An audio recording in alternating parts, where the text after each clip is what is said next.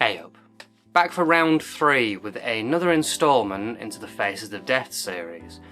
We're taking a look this episode at Faces of Death 3, the third in the series, as you can imagine, from 1985, again directed by John Alan Schwartz and again starring Michael Carr as Dr. Gross.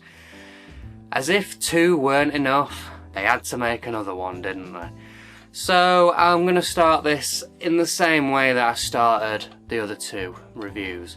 So firstly, if you haven't watched my Faces of Death 1 and 2 reviews, I'd highly recommend checking those out before watching this review, because there's going to be a lot of comparison between this and the other films, and you know, it'll keep you in the loop and stuff and make things make a bit more sense, I guess. Secondly as well, it's a Faces of Death film, and YouTube hates Faces of Death films, and I don't want this review to just disappear into the world and it can't be watched. So there's not going to be too many clips from this, I'm afraid, even though this one could probably have more clips shown. Unfortunately, I can't really show much of it, especially not the meatier stuff anyway, so it might be quite light on clips. So, the last one was a bit of a rough sit for me. I haven't seen this one before, I have no history with this one at all.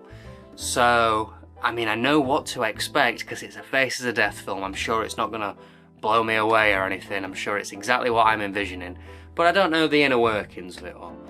So, let's see if it's any good, shall we?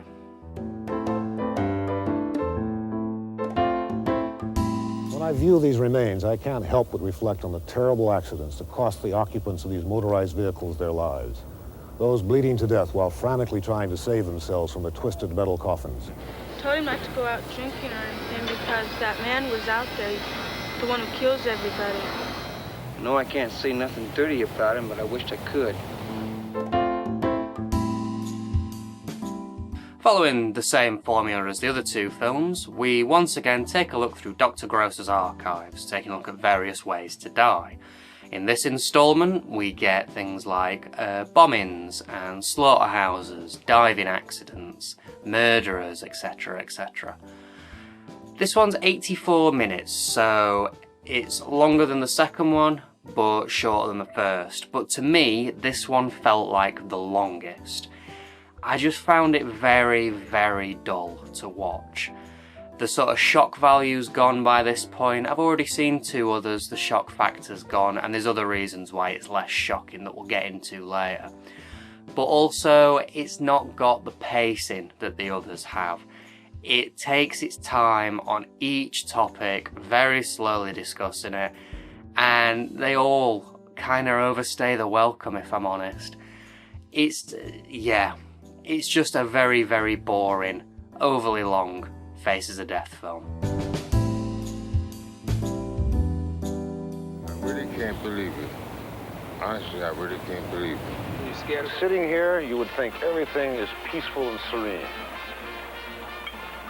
But what you don't see is a 15-foot wall surrounding this property.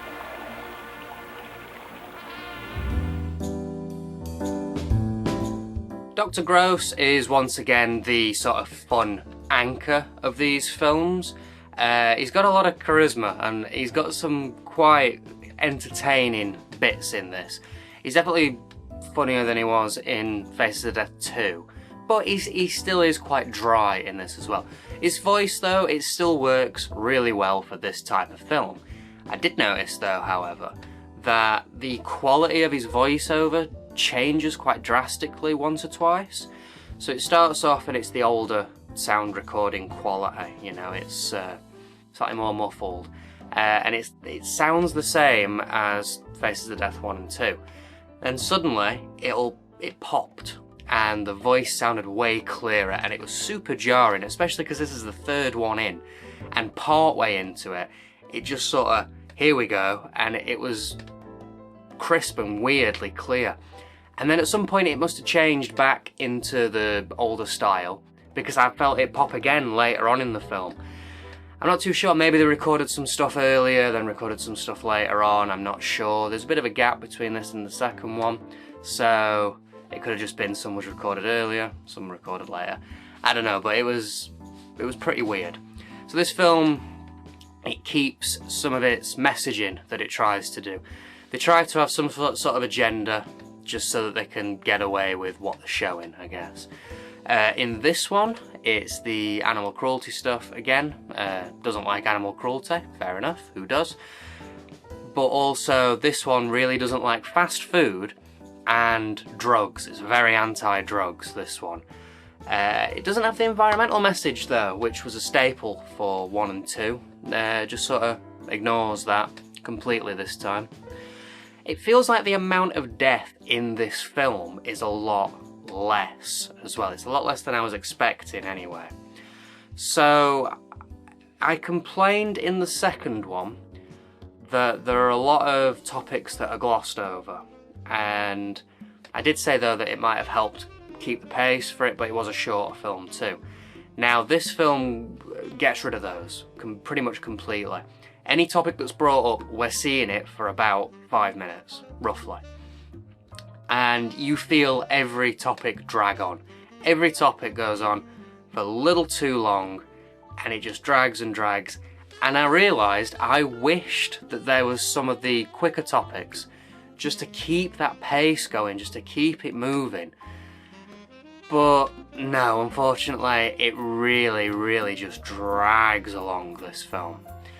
So, fakeness. This has got to be the fakest one yet. There wasn't much footage in this that I felt was real, outside of like historical footage and stuff. And that is the complete opposite to Faces of Death 2, where there wasn't much in that I could point at as being fake. Faces of Death 3 is full of recreations, and most of them are absolutely stupid. Bad acting, like weirdly good framing for something that should be so like spur of the moment, spontaneous, and shouldn't have good framing. The blood is bright red for a lot of it. It felt like a giallo film, which kind of like deters from what it's trying to achieve. It's trying to be as realistic. At least if you're gonna make something that's supposed to be real, why would you make your blood look like Dulux bright red paint? Ridiculous. But I think this is the first film in the Faces of Death series where I actually laughed aloud at one point. It was the guy on PCP in a police station. It was so faked. It was clearly fake. I think it's famously fake as well. I think there's some stuff online about that one being the fake one, and it is ridiculous. The acting is so shit, and it just goes on and on and on. I also laughed at another point. Now this might be based on a true story. There might be some truth to it, but what we're seeing isn't real. It's about a parachuter who missed his mark and landed in an alligator pit. Now, it's the way it's edited. It cuts to these alligators eating clearly fake body parts, and it just something about how the voiceover, then the interview cuts in, and then it just cuts these alligators eating like fake legs. Oh, very, very silly. Honestly, as well, outside of this now, it's getting difficult to talk about these Faces of Death films.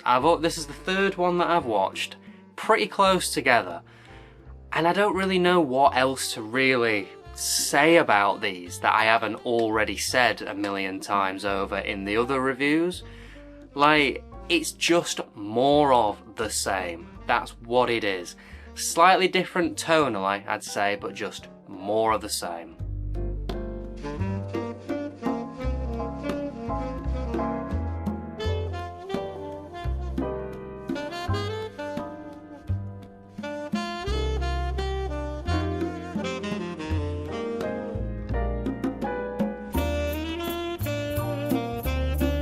For the chronic PCP user, the person that uses at least 3 days per week for a minimum of 3 months, it may take anywhere from several months to several years until the person again returns to normal. Take the medicine. No! Take the medicine. It's good Take for it you. all the way down. All the way All the down. way down. All the way down. Take some more. All the way. Right. Now swallow it. Swallow it, Willie. Okay. Billy, you see what you did? Towards the last half an hour of this film, it gets a little one-note, a little one-track minded, and it gets obsessed with diving accidents. Like, no joke, there's about three different topics of diving accidents underwater in that last half an hour, and each of them, I think one of them takes about 10 minutes. And they're all fake, they're all clearly fake footage, and it feels like the crew got an underwater camera and went, we need to make use of this underwater camera, so we just do a shit ton of diving accidents. You know, like getting killed by a barracuda, or getting killed by sharks, or getting trapped in an underwater cave, and it just goes on and on and on, and it's so boring, so dull, that bit. We also get a cameo from the director, John Alan Schwartz. He's playing a serial killer, and talk about going on a bit. This is set at a trial, his bit, and it just goes on and on and on. It's so dull, but interesting to see him there. So clearly that one's fake too. So there you go. The fakeness is definitely something I want to re-bring back up as well, because it adds a cheapness to this one that the other two, while they didn't feel like high budget or anything like that, they felt more documentary, I guess, so they get away with it. This one just feels super cheap. An example that really stood out to me was there's a guy jumping off a building, and as he's falling, cut to a different shot, and he's clearly a mannequin, and then there we go. It's like something from Zombie Holocaust. Do you know what it felt like? What was the name of that show? Was it 1,000 Ways to Die or Dumb Ways to Die? Something like that, from like 2006. It felt more akin to that than anything else, which is, yeah, it's not great.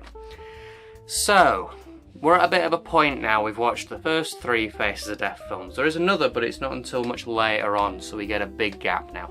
So I'm going to take this time to compare. So, Faces of Death 1, it knew what it was doing, it was confident in what it was doing. It may be a little too long, but it had the shock value there, and it felt like a complete film, a whole piece. And it made for a pretty interesting watch, I'd say. It was fascinating to see. Faces of Death 2, short and effective. It felt a bit like DLC and a little rushed at times, but it elicited more of a response from me, I guess. And while not a great film, it was definitely like a rough watch, I'd say. Then we come to Faces of Death 3. And this one feels like an afterthought. This one feels like, well, the first one did well, and the second one did well in Japan, so we gotta do a third one. We gotta get another one out the door. And there's just far too much fakeness in it, and it goes on for far too long. And this one is unnecessary, unfortunately. Very boring, very dull watch. Lastly, before we move on IMDb, in the trivia section, it mentions a scene. It is the last public execution in France by guillotine.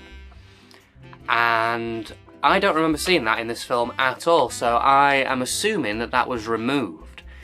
Now, this is a cut version of this film.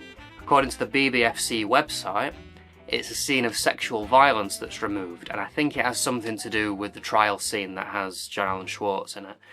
There's a big section of that that's removed. It doesn't say anything about the public execution or anything like that, but I didn't see it in it, and when I come to edit this and add clips in, I'll have a quick look through the film and see if I can find anything. I'm not going to re-watch the thing to see if I missed it, but I made notes on every topic that came up, unless it was shoved in at the credits at the end, because at the end it just shows really quick clips. There's like a clip where there's like naked people sat at a table eating lunch or something.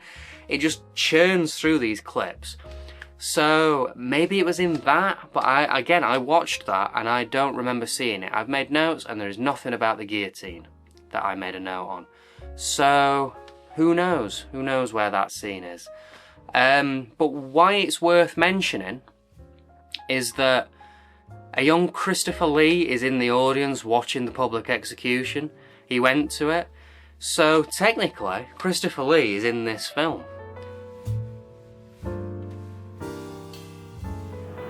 Germany is the home of a special unit known as the Yellow Angels. These men patrol the autobahns throughout. When the peaceful community of Castle Beach became a stage for a series of tragic murders of young teenage girls. Okay then, time for the print. And why is it always the films that I will probably never watch again that have the best prints? Print for this one is pretty good, to be honest. It's in 4x3, which, I'm probably shot in 4x3, weren't I? But it's fine, clear picture, looks pretty good, sounds alright, can be a little echoey at times, and in a few shots the whites are a little blown out, but nothing major really. It's pretty good print. So yeah, not bad. And on the disc, very, very standard stuff this time. We get chapter select and Hard Gore trailers. That's your lot.